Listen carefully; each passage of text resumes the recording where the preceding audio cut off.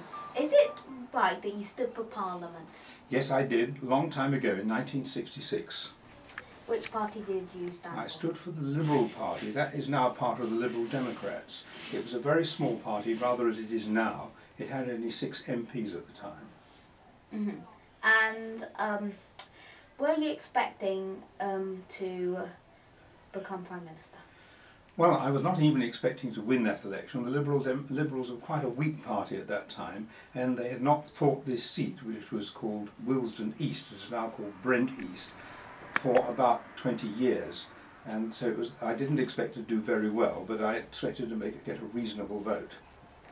How many votes do you think you got? I know I got about 2,750 votes, which was not very many, and it was not enough to save my deposit. What happens is, if you stand for Parliament, you or your party have to put up some money. And it's much more money now. I think it's something like £1,250. At that time it was only £150. But you had to get at least 12.5% of the vote to get your deposit back, and if you didn't, you lost it. Now I think it's only 5%. I got about 7% of the vote, so I would have kept my deposit under the new rules, but I lost it under the old rules. Mm-hmm. Okay. Why did you stand for Parliament? When I was at Oxford, I was president of the Oxford University Liberal Club, and I was very keen on politics. And after I left, although I was starting to do my work, starting to train as a solicitor, I stayed interested in politics.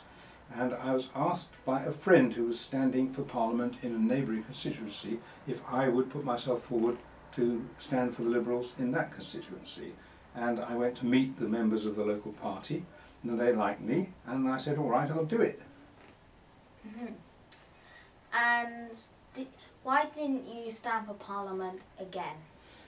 Well, I had to make money, had to get my career underway as a solicitor, and it took quite a lot of my time up. And as trying to win for the Liberal Party seemed almost impossible at that time, I thought I would be wasting my time. I'd better do more important things. Our first child, Nigel, was on the way at the time of that 1966 election. He was born in 1966, and so I had family responsibilities. I had to earn some money, so I had to get my career moving.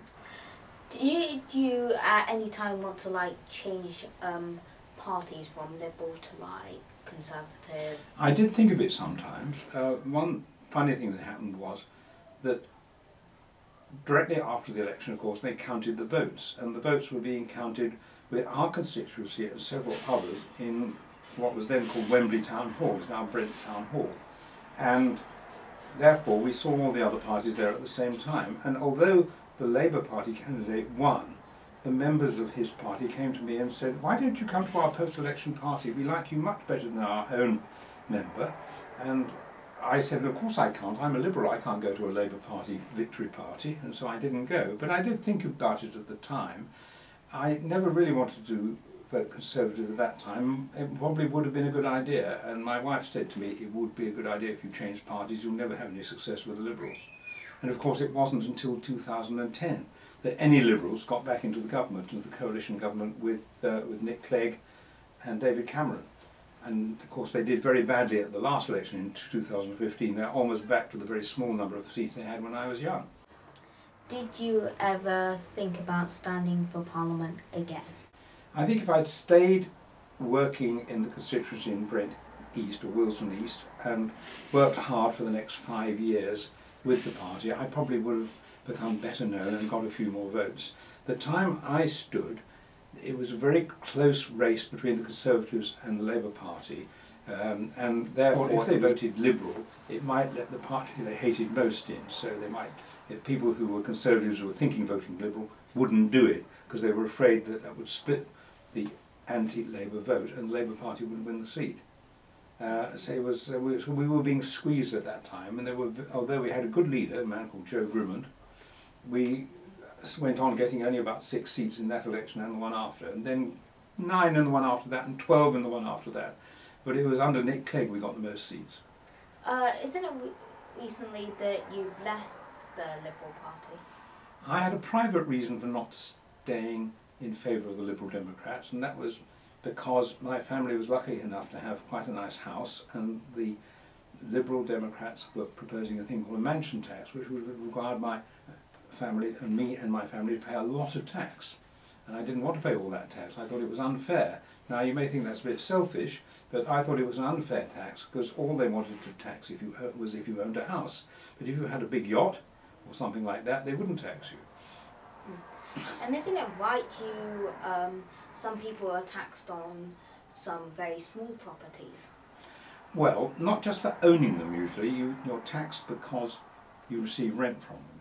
Or you're taxed if you die owning them, subject to what you leave your wife or your wife leaves her husband.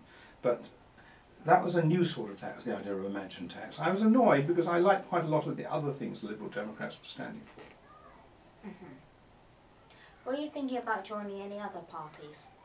At the moment I have no wish to join any other party. Occasionally I think about it, and I did vote Conservative at the last election, but I'm not sure whether I'd do it again. Because one thing I might tell you about is the Liberal Party were very much in favour of Europe at that time. Britain was not a member of the European Union, or as it was then called, the Common Market, and the Liberal Party was the party most in favour, and the Liberal Democrats still are the ones most in favour of Europe.